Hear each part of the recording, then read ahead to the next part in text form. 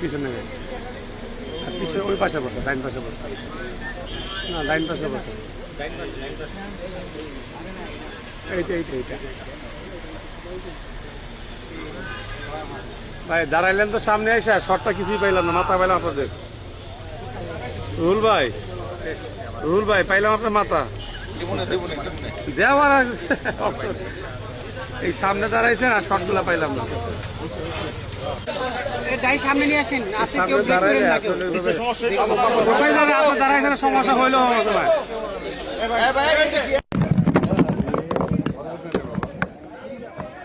এখানে রাখেন, এটা অসুবিধা নেই।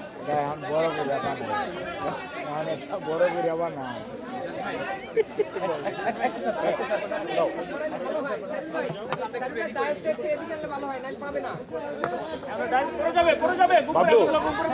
একটু পিছনে যাই।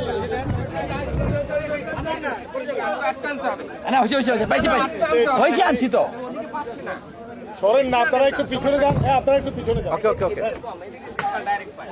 তোমরা একটু পিছাও।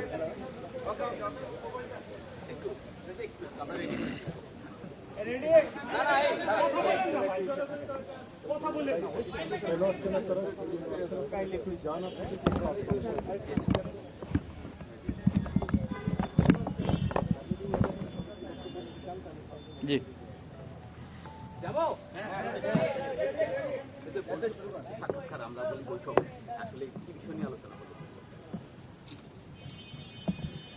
আসসালামু আলাইকুম।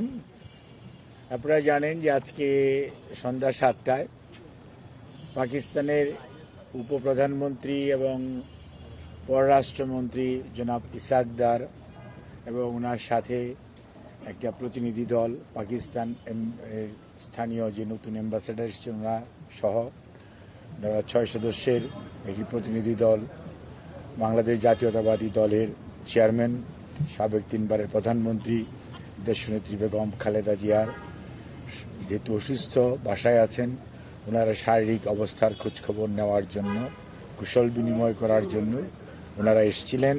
এবং ওনারা পাকিস্তানের প্রেসিডেন্ট আসিফ আলী জারদারি এবং পাকিস্তানের প্রধানমন্ত্রী শাহবাজ শরীফ, সাবেক প্রধানমন্ত্রী নওয়াজ শরীফের পক্ষ থেকে ওনাকে শুভেচ্ছা জানিয়েছেন। ওনার নিজের পক্ষ থেকেও জানিয়েছেন, পাকিস্তানের জনগণের পক্ষ থেকে সর্বোপরি মানে বাংলাদেশের সাথে পাকিস্তানের যে সম্পর্কে সেটি উল্লেখ করেছেন। বাট ওনার শারীরিক অবস্থা খোঁজ নেওয়ার জন্য, উনি যেহেতু দীর্ঘদিন যাবৎ অসুস্থ, সেজন্যে ওনার এসেছিলেন। ওনার চিকিৎসক হিসাবে আমরা যেটা দেখেছি সেটা হচ্ছে যে ওনার সাথে ওনার শারীরিক অবস্থা নিয়ে কথা বলেছেন। দেশের রাজনীতি নিয়ে তেমন কোনো কথা হয়নি, কেমন আছেন বা কেমন চলছে এই সমস্ত কথাই, বাট শারীরিক অবস্থা নিয়েই ওনারা কুশল বিনিময় করেছেন এবং একজন আরেকজনের খোঁজ নিয়েছেন এবং একজন সুস্থ থাকার জন্য উনিও দোয়া চেয়েছেন, ওনারাও দোয়া করছেন এবং করবেন এবং ওনার সুস্থতা কামনা করেন, এটাই বলেছেন।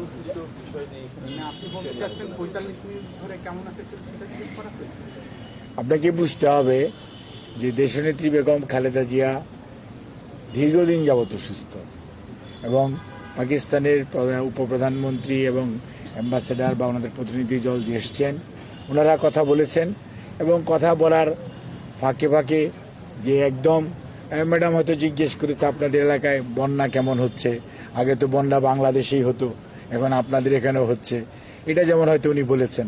এরকম কিছু কিছু কমন বিষয়ে কথা বলেছেন, বাট ভার্চুয়ালি দেশের চলমান রাজনৈতিক অবস্থা এইসব বিষয় নিয়ে আলোচনা হয় নাই। তবে সার্কের ব্যাপারে ওনারাও যেমন বলেছেন, ম্যাডামও সার্কের স্মৃতি রোমন্থন করেছেন, সার্ক প্রতিষ্ঠাকালীন সময়ে কি অবস্থাটা ছিল এবং উনি শহীদ প্রেসিডেন্ট জিয়াউর রহমানকে সাথে নিয়ে উনি যে সার্কের যে ঘোষণা এবং পরবর্তীতে ওনার পাকিস্তান সফর এবং বাংলাদেশেও তা পাকিস্তানের প্রেসিডেন্টের সফর, এগুলো নিয়ে ওনারা জাস্ট খালি আপনার যে কুশল বিনিময় অথবা খোঁজ নেওয়া অথবা সেটাকে রিক্যাপিচুলেট করা, সেগুলি হয়েছে।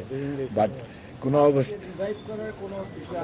দুদেশের বিদ্যমান সম্পর্ক কি আরো এগিয়ে নিয়ে যাওয়ার ব্যাপারে কোনো ও আচ্ছা, এটা তো ধরেন স্বাভাবিক কথা যে আপনার দেশের স্বার্থ সংশ্লিষ্ট বিষয়ে ভবিষ্যতে যাতে দুদেশের মানুষের সাথে আরও আপনার সম্পর্ককে স্বাভাবিকরণ এবং একই আন্তর্জাতিক অঙ্গনে যাতে সবাই মিলিতভাবে কাজ করতে পারে সে কথা উনি বলেন। বাংলাদেশ তো গণতন্ত্রের প্রতি উত্তরণের পথে আছে, আপনি সেই বিষয় নিয়ে কোনো নির্বাচনের দিকে যাচ্ছে বাংলাদেশ, এই বিষয়টা নিয়ে কোনো আলোচনা হয়েছিল? এই দিকে কোনো ওনারা আশাবাদ ব্যক্ত করেছেন যে বাংলাদেশ তো নির্বাচনের দিকে যাচ্ছে, কাজেই সেটার মধ্যে নিশ্চয়ই, এবং সেখানে আমাদের ভারপ্রাপ্ত চেয়ারম্যান জনাব তারেক রহমান সাহেব নেতৃত্ব দিবেন এবং সেই নেতৃত্বেই বাংলাদেশ জাতীয়তাবাদী দল এগিয়ে যাচ্ছে সে কথা বলেছেন। ফেব্রুয়ারিতে নির্বাচন কথা এগুলি নিয়ে আর এখন কথা বলার তো নেই ম্যাডামের সাথে।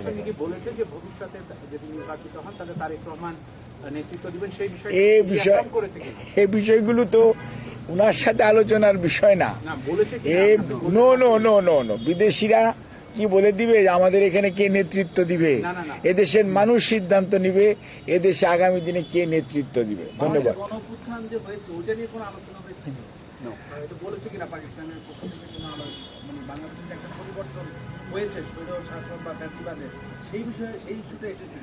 বাংলাদেশ যেতে আগামী দিনে একটি সুন্দর রাজনৈতিক পরিবেশের দিকে এগিয়ে যাচ্ছে সে কথাটি আলোচিত হয়েছে এবং সেটাকে সবাই প্রশংসা করেছে। ধন্যবাদ।